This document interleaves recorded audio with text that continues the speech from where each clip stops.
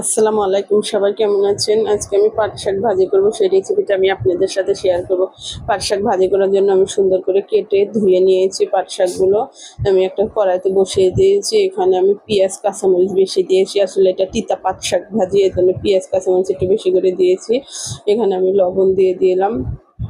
লবণ দিয়ে একটা ঢাকনা দিয়ে আমি ঢেকে দেবো, দিয়ে একটা ভাপ আসলে আমি ঢাকনাটা খুলে দেবো।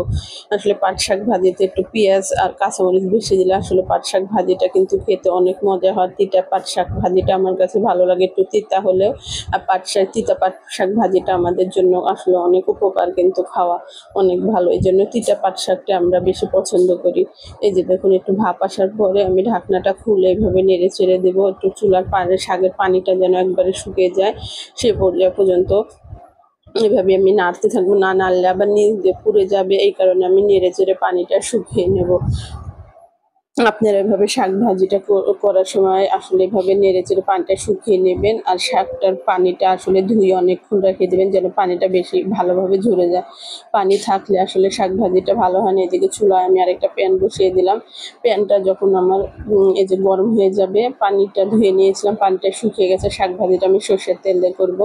আসলে পাট শাক ভাজি যে একটু তেলটা বেশি লাগে, এই জন্য আমি তেলটা বেশি দিয়ে দিলাম। এখানে আমি 2টা শুকনো মরিচ নিয়েছি, আমি শুকনো মরিচটা ছিঁড়ে দেবো। আসলে একটা শুকনো মরিচ আমার হাতে থেকে আগে পড়ে গেছে, এটাও তুলে ফেলে দেবো। আমি তুলে নিয়ে এই যে বোটাটা ফেলে দিয়ে এটাও আমি ছিঁড়ে দিয়ে দেবো।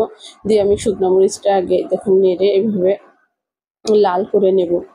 আপনারা এভাবে নেড়ে লাল হয়ে আসবে যখন, তখন এখানে আমি পেঁয়াজ আর রসুন কেটে নিয়েছি। আসলে রসুনটা একটু বেশি দেবেন পাট শাক ভাজিতে, তাহলে কিন্তু আসলে খেতে কিন্তু অনেক মজা হবে। আপনারা যারা তিতা শাক ভাজিটা খান না, তারা একবার খেয়ে দেখবেন আসলে কত মজা হয়। এই যে দেখুন, এই পর্যায়ে যখন আমার শাকটা পেঁয়াজ আর রসুনটা লাল হয়ে আসবে, তখন আমি এই পর্যায়ে শাকগুলো সব দিয়ে দেবো। শাকটা দিয়ে এই দেখুন আমি এভাবে নাড়তে চাড়তে থাকবো যেন শাকের পানিটা যতক্ষণ শুকিয়ে না যায় ততক্ষণ আমি শাক ভাজিতে আবার পানি থাকলে কিন্তু আসলে খেতে ভালো লাগবে না। এইভাবে নাড়তে নাড়তে যখন দেখবেন শাকের পানিটা শুকিয়ে তেল বেরিয়ে গেছে, তখন কিন্তু বুঝতে পারবেন আসলে শাকের পানিটা শুকিয়ে গেছে। দেখুন আমি এভাবে নাড়তে আছি, এভাবে নাড়তে থাকবো।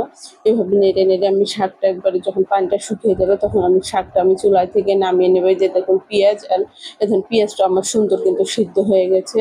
এই ধরুন শাকটা আমি এখন চুলায় থেকে নামিয়ে নিয়েছি।